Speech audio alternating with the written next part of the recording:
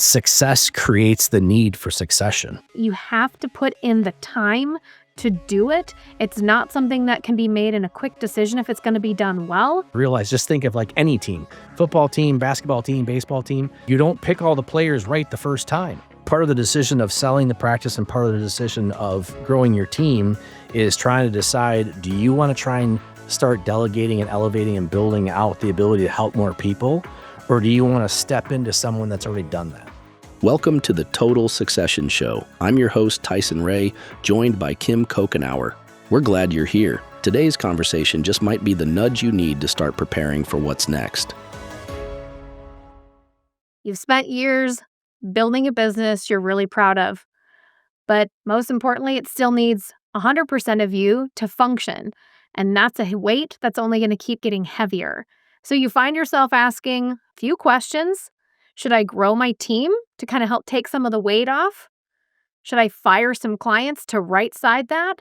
Or should I just sell my practice? Today, we're actually going to talk through that decision and what it means for your future, for your team, for your clients, and your family that's counting on you to make this next decision right. So Tyson, what are your thoughts on those three options? I'll first talk about the most painful one I went through, which is right sizing my practice, where, and like everything else, I did it. It was so bad, I did it twice to realize I'm never doing it again. And we cut our practice in half because it was like, nope, it was the Pareto principle, right? 20% of your clients create 80% of the revenue. So you can terminate a bunch of your clients and just free up yourself and your amount of reviews and the work that has to go into that. And there's some trends in the industry that do that. And some people are really happy that they did that. I have two things. I have a value problem with that, value system problem with that. I grew up with an eviction notice on my refrigerator, so I have a hard time judging people based on the money they have or the revenue they generate. Like, no, these are people. And worse, I'm in an area or town. I was literally sitting in church after the letters went out to the people that got terminated a few weeks later.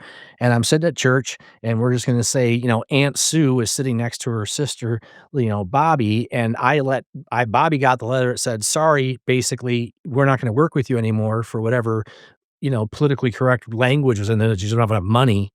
And the sister was just mad at me. Like, how did you do that to her? Like, I referred her to you. She's family to me. Like, she hasn't offended. I actually lost a couple clients because of that. It's just and then there was a reputation, like, you got to have so much wealth to even work with me. So people wouldn't reach out because and I have, people that have millions of dollars don't think they have a lot of money in some cases. So it's like, it took a couple years to basically get over,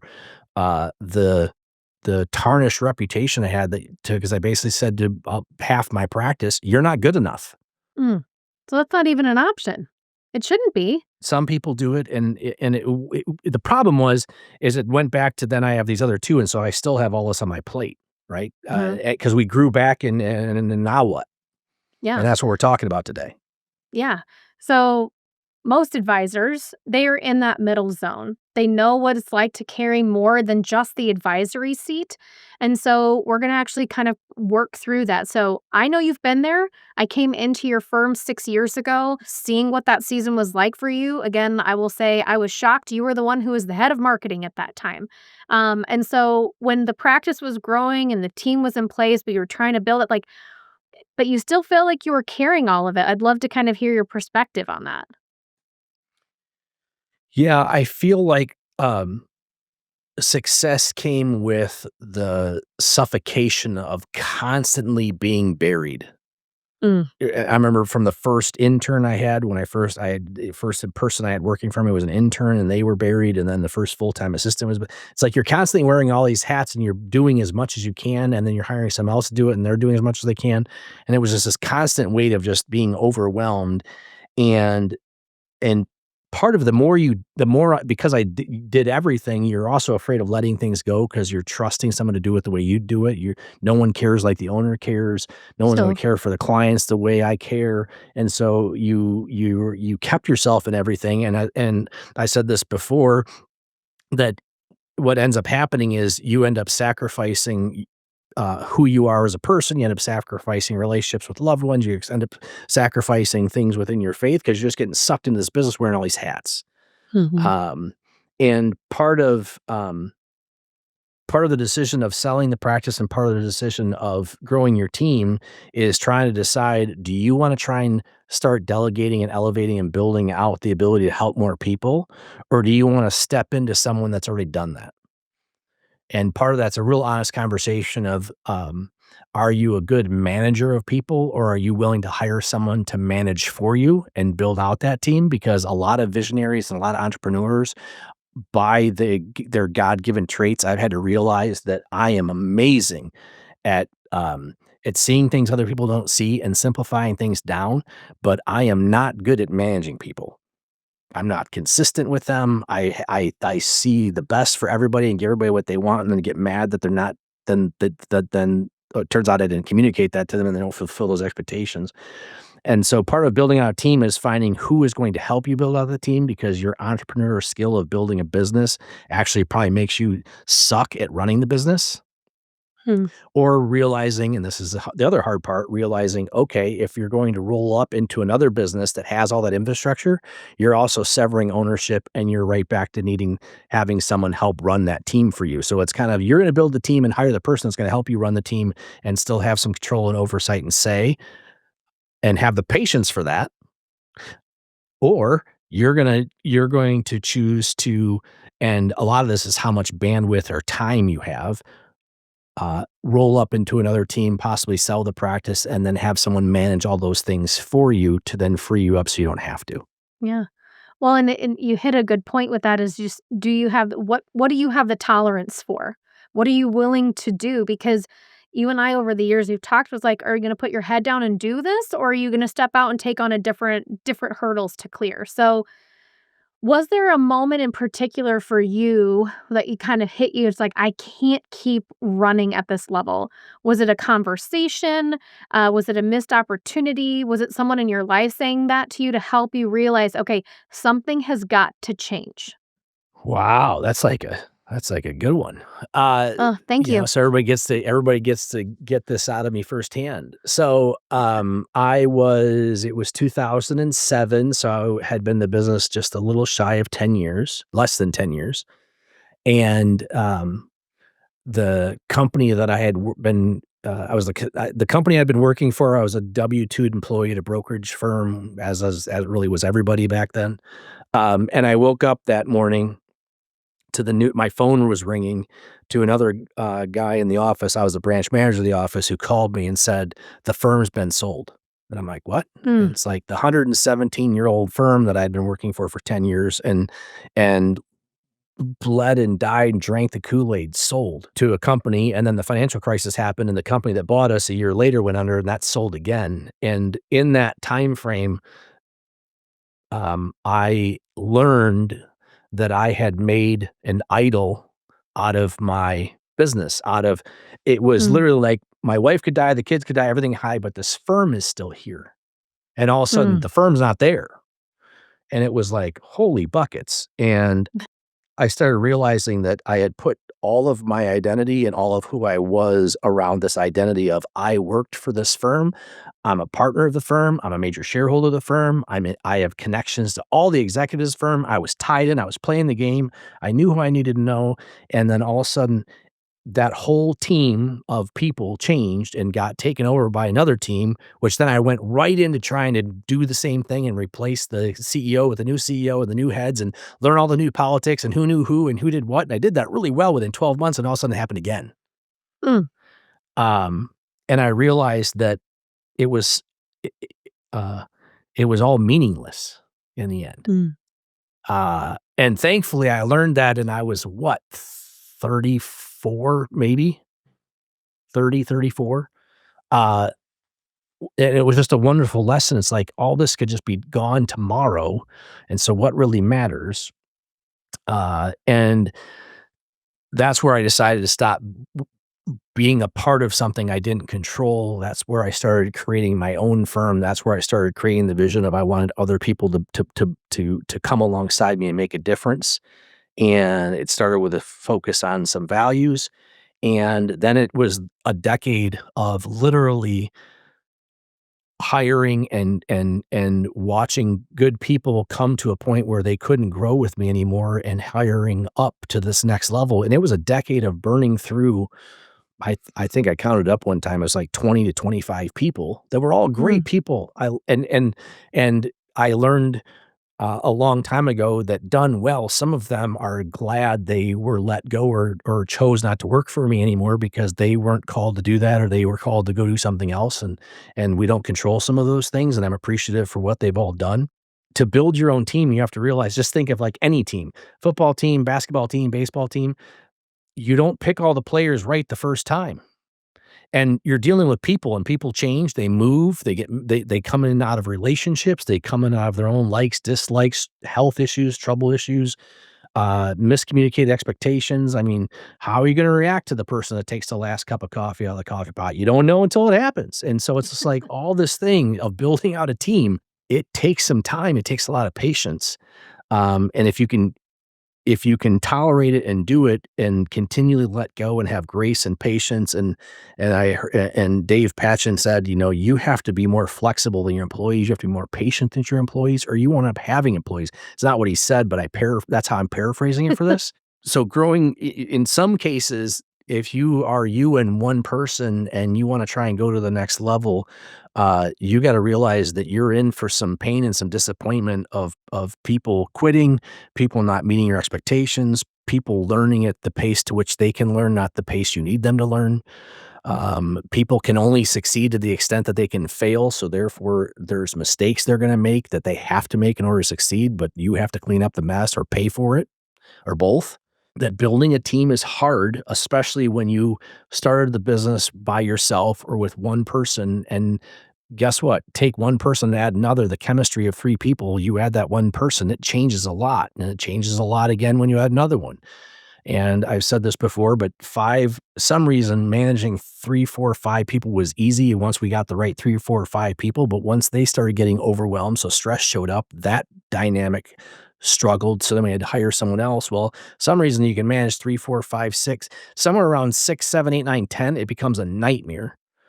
Because, if you spend an hour with everybody on your team during the day and you had 10 people, that's all you're doing. And yet you've got all these other hats on. And so it's not a cakewalk, and it doesn't happen fast because people are involved. And I think that's where the concept of selling your practice or realizing that you're not going to build out the team and rolling up underneath another team that has like values and established people in different departments that you don't have, so all of a sudden you don't have to have some of these hats, can be a solution or an appealing solution to some people. But there's trade-offs no matter what. At the end of the day, the struggle, and then I'll shut up, is it wasn't growing for more money.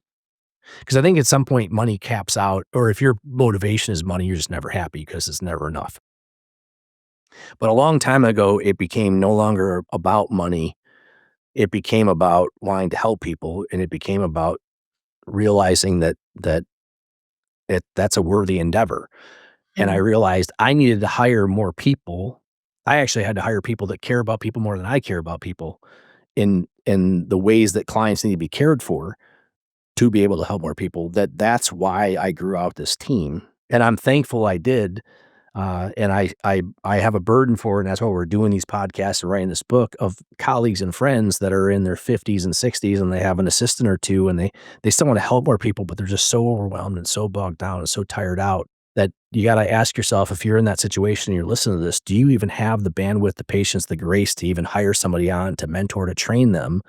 Or do you really need to look for that partner or that team to come in and help absorb some of this so you can continue this gift of this ministry, as I call it, of advising clients and helping them, so you can be your best self, because you're so overwhelmed, you don't have it in the tank to even be able to hire that other team member without strangling them or killing them the first time they do something wrong, or make a client mad, or take the last cup of coffee, or stay in the bathroom too long, or all the things that happen when you have these teams in these small environments. That new team members, especially junior team members, especially these little millennial buggers, want mentorship, want to be having a relationship, want to be taught and handheld, and that means you have to have energy and time for them in this environment called the day. And if you're already overwhelmed and struggling, it's hard to have that while they train and learn. And um, it's kind of like having the puppy that I had. I don't know if I told you this story, Kim, but I went and did some research and decided I wanted to buy a Shih Tzu, the Oh, I little know this story. the little puppy, and went to the breeder and spent the $300 back then, which is a lot of money, especially for a college student. Because I wanted a dog, so I thought this would be great, and I took the dog home, and the dog, I think it was 16 weeks or 8 weeks, whatever it was like the closest time where they could finally leave the mother, and I took the dog home. The dog peed everywhere, pooped everywhere, cried all night in its crib, wouldn't shut up, and I took it back the next morning. I had it less than 12 hours. There was no return policy. I came back and said, "You can keep the money. This is the best lesson I've ever had." Um, and hiring these employees is realizing it takes weeks, months, years, and we Years. found the junior associates we brought on, it's about a 2-year learning curve before they really start taking any kind of weight off of a senior advisor. And so fire clients, no. Or if you're gonna do that, there's a consequence depending on who these people are. Mm. Growing your team, that's a runway. And do you have that runway? Do you have that bandwidth? And if you're not good at managing your team or yourself right now, how are you going to manage them? And ultimately, if I could do it over again, I would have started by hiring or searching out the COO that was going to have the managerial skills to run the firm. I should have started there. I ended up, ironically, when Kim came on and came into that role, we ended up having to basically retool the whole team anyway. Or if you don't have that bandwidth and you don't have that energy or that time, there are teams out there, there are platforms out there that you can plug into and get those resources. Yeah. So it's kind of the growth versus exit. There's a real difference between the two. Both can be succession strategies for your firm, and there's pros and cons for both. And so you kind of highlighted a few of those there. Are you willing to put in the time to grow your team? And do you have the energy for that? Or are you better to release that off and let someone else kind of take over those pieces of the business so you can sit in the space that you want to be in and that you're best in? One, no matter whether you're growing your team or having an exit or being acquired or joining another team, um, there is a letting go of responsibilities or letting go of control. Hmm. The success that we've had in our team has only come from me letting you, ironically, uh, uh, make some decisions and me realizing there's a saying in our office, if you bring it to Tyson, he's going to take it over. It was getting to the point of just don't even bring it to me and let the decisions go. And then I just have to accept what the decision is or decide, is this really worth undoing? Hmm. And what are the repercussions of that? And to what extent does that box you in or box anybody in? And I think part of success is letting go. I think part of being successful and being able to help more people is you can't do everything. You have to let go. I was writing down my thoughts right now. Success creates the need for succession. If succession is selling the practice that it can live beyond you, if succession is bringing in other people to take work off. Success doesn't have to be you sold the firm. Succession means you've brought in other people that firm can continue on. It could be multi-generational. Mhm. Um, it's what's motivating you. If it's motivating you is helping more people, the best way to help more people is to bring on people to help people. You can you become a multiple. You can have a multiple of your effect or your impact. I've had coaching from strategic coach and from EOS that it is constantly doing more of it's identifying the fewer things that only I am able to do and doing more of those things. Well, the only way that happens is letting go of all the things that other people can do for you. I think ultimately I'm going to get to a position where all I'm going to do is be brought things that need a decision that only I'm able to make, and I'm not even, and that's it. It's like put me in a padded room and just bring me the problem, and don't bring me the problem if you don't want me to answer it. There's an ego part that has to be killed, beat to death, pounded away because there is the lie that if I do everything, I'm that much more important. Mm. And if I do everything and control everything, then I can control everything, and so therefore I can trust it. And the problem is that that doesn't work when you're no longer there. And that doesn't work when you try and bring other people to help you. And too many employees I had, I didn't realize I shackled them in having to get permission from me, having to have my oversight, having me to double check everything, that I really didn't create the freedom and the multiple that could come from being able to grow the practice and have that team and have a success with succession of people that can take these things over by having the freedom to do the job that they're free to do, to be free for me to do it with a set of values and process and things that we've all predetermined. Mhm. Well, and none of that's easy, right, Tyson? I've seen you over the last 6+ years walk through that, and all of us making mistakes along the way, but it's a worthy pursuit to do that and to equip and empower the people who work underneath you, because in the same way that the C part of the framework of space is the foundation of that, that is the building out the foundation of your team, and taking the time to do that. So, That's it. It's just not easy. It's also not mm, fast. And so therefore it's hard to right. do because people want instant gratification. Yep. And so you rush to hire that first person and they end up being the wrong person, and you take forever to get rid of them or for them to quit. And all along you're still carrying all these burdens, like, rinse, repeat. And the next thing you go hire the next person. Yeah. And there's freedom in a team and there's freedom on the other side of it. But it takes a couple years to do. And the question is, if you're listening to this, get started early? Mhm. Because it took me a decade to get it right.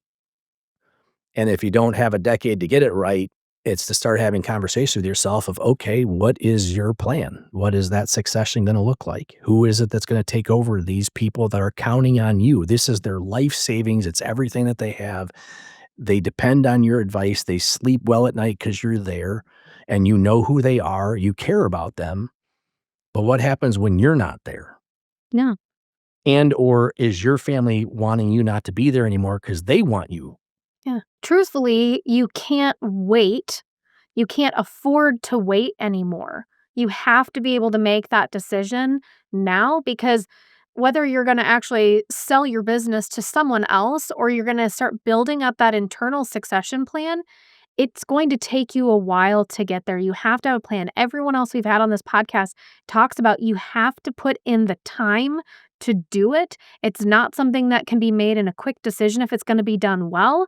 So, Tyson, as we wrap up, I think part of what will help advisors kind of think through this is like, what what's the real difference that this is actually going to make in their day-to-day world, if they're going to sell or they're going to grow internally? Like, so kind of what is the difference? Because you've looked at both. I know you have.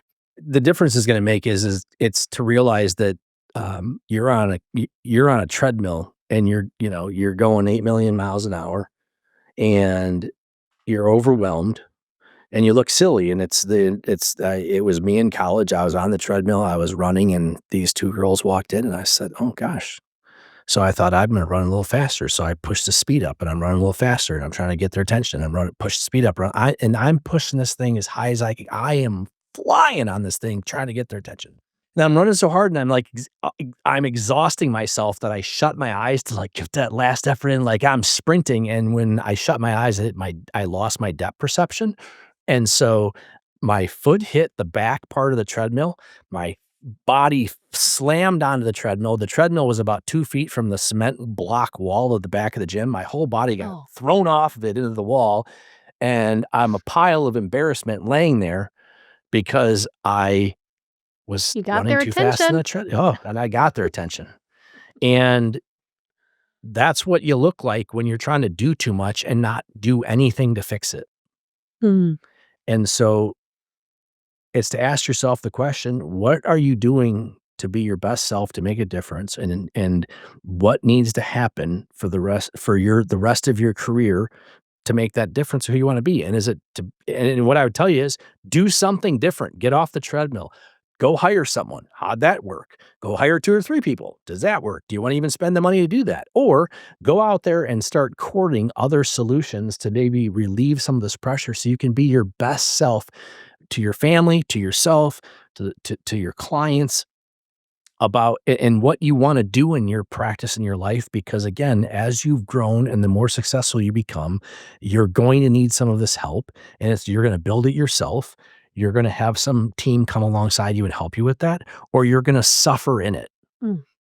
And we don't want anyone to suffer. So as you find yourself thinking through the question, should I grow my team to take the weight off my shoulders, or should I sell my practice? The goal is to get you to take some action. Explore both of those options to help you start making a movement towards relieving the weight off your shoulders so that you can be the advisor your clients came to you to be in the first place. Until next time. I've wrestled with these things myself, and that's exactly why I created something to help you do it with less stress and more direction. My book, Total Succession, simplifies the process by breaking it down into 5 clear steps to help you exit on your terms, with confidence, full compensation, and your client's best interests at heart. You can also head to TotalSuccession.com for 1, a free guide that you can use as a starter to work through the see, prepare, act, commit, exit framework, and 2, for another freebie, my Advisor to Advisor Retirement Readiness Assessment. Remember, you only exit your business once. Create the space to make it happen. Thank you for listening. Until next time.